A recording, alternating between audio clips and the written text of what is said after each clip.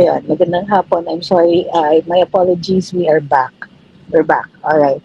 Medyo nagka-issues dun sa settings ng camera namin. Now, we already have yung response ni Pastor Quiboloy with regard to yung, of course, yung summons ni Sen.Riza Hontivirus. Okay. Happy Sunday to everybody. All right. So let's get right into it. No? These are sets of conditions for Pastor Tibuloy to attend Senator Rizo Hontiveros' Senate hearing. Now, what I want you also to understand is that these demands are not given with any expectation that they will be granted. Okay? Take it in the spirit in how it is made. Okay? So, the first demand is for some of these demands are actually serious though. So, number one, unmask and show the full faces of your witnesses. No mask, no dark glasses, no caps, bonnets, or head covering of any kind. So, if Senator Rizo Hontiveros insists on treating na itong hearing na kala mo hearing sa hukuman, edi itodo na niya, 'di ba? Gusto niya para siyang judge. Gusto niya parang hukuman. So, pero nag-a-allow siya ng ng mga witness na nakatalukbong at saka anonymous or hindi nagbibigay ng tunay na pangalan. So, sa Bill of Rights, there's a right to confront your witnesses. So, pagka ganon, talagang madidemand mo na yung tao ay haharap doon sa akusado para akusahin siya. Kailangan, harap-harapan yon.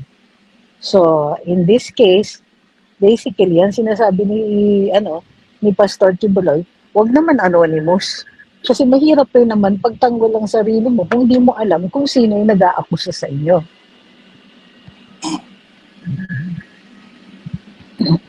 Uy, I'm glad to hear that. Sabi ni Ma'am Marites Victorino, nagpunta daw sila sa prayer rally kahapon with friends.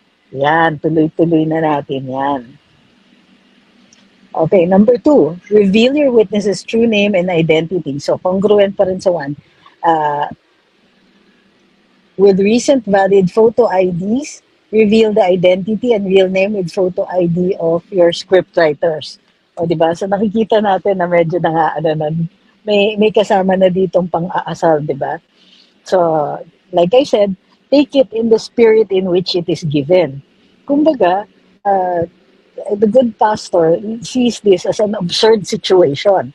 And so, tinutulak niya yung absurdity to its limits. Ganon ha, gusto mo, ganyan. Sige, kailangan magpadala sila ng photo ID nila. Yung recent, I assume na kapag nagbigay ng photo ID na expired, magdidemand tayo na, hindi, kailangan valid, hindi na ikaw yan Ito yung medyo mabibigat na at the same time, alam natin na, good luck, kumbaga, it's targeted to get the goat of Senator Riza. So, you must sign a notarized waiver of rights of your arbitrary contempt power. Kinuha ito bilang pagkakataon ni Pastor Quiboloy na parang tuyain o tuksuhin si Senator Riza. Ang sinasabi niya is, di ba, i-waive mo yung power mo to cite in contempt. Kasi parang dugi Si Pastor Quiboloy, walang weapons, walang kahit resource person siya na hindi naman kailangan na siya yung pumunta na yung impormasyon naman maaaring makuha from other ministers or other officials of the church. Hindi, nagde-demand na si Pastor Quiboloy lang. O sige, ikaw, hindi ka pwede mag-issue arbitrarily ng contempt findings. Number 5, do not restrict my answers to any questions to a mere yes or no. O nga naman, kung ang purpose dito is simply to get information, restricting your resource person to a yes or no and not allowing him or her to explain means that you're not really asking, you're not really getting people to give information.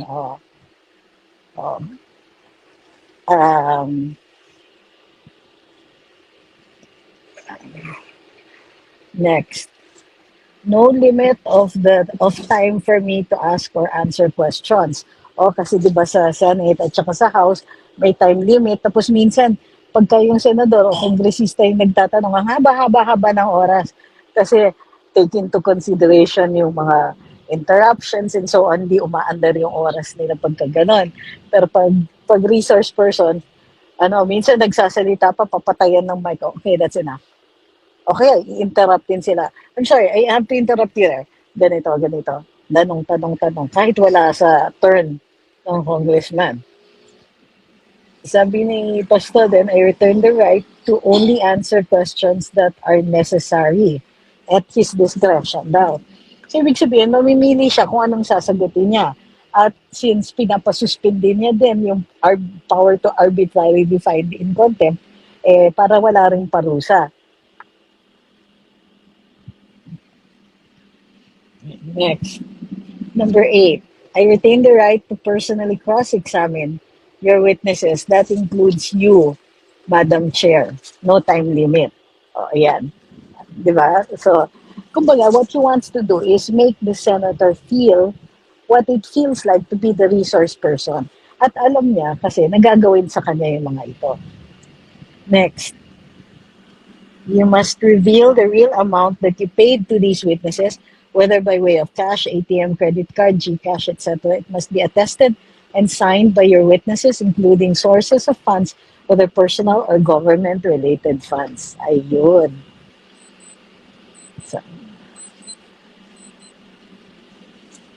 So, next.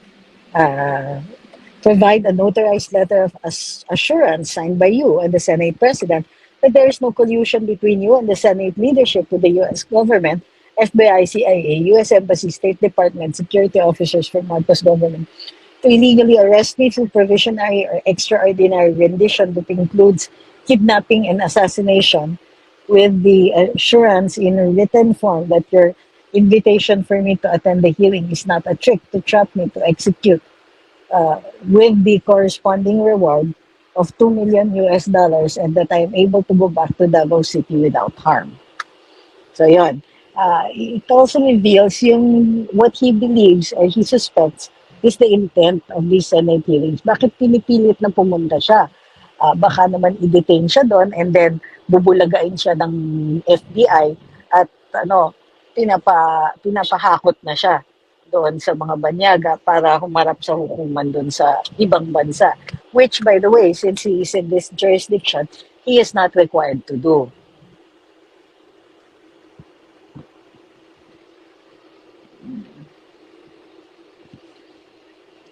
Notarized letter of assurance yan ha.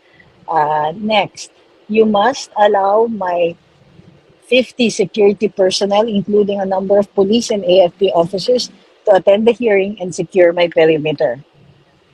Siyempre, may security concerns din siya. And this is how he addresses it. And yun, para sa akin, reasonable in the spirit in which it is given. Number 12, you must allow me to bring my own witnesses to testify against your witnesses. No time limit. Kung walang time limit yung witnesses niya, bakit hindi siya pwedeng humingi? Diba? The same conditions. 13, it must be your own responsibility to secure safety clearance from ATO and CAAP for my private jet to take off and land from Davao International Airport to Manila Airport and vice versa, smoothly and without trouble, in compliance also of condition number 10 of this set of conditions. Yung condition number 10 is, ano nga ba yung condition number 10?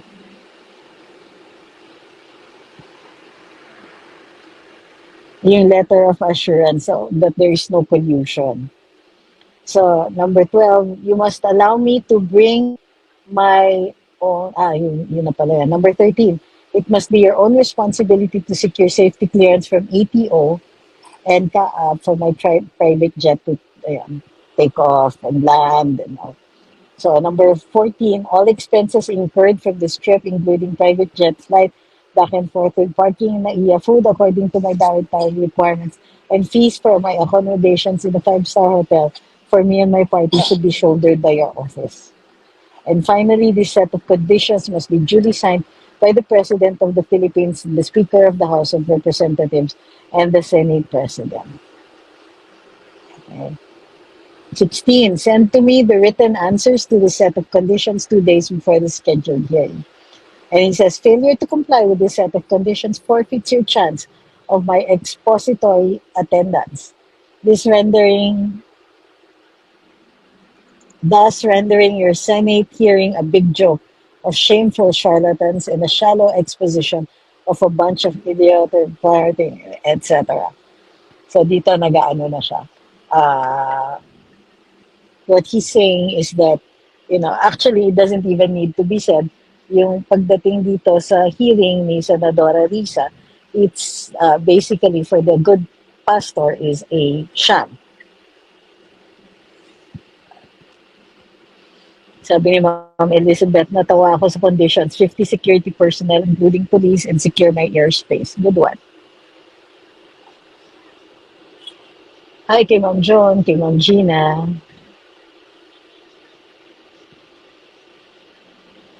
Sabi ni John Duncan, if I were his lawyer, I'm not going to let him attend the hearing because this is purely public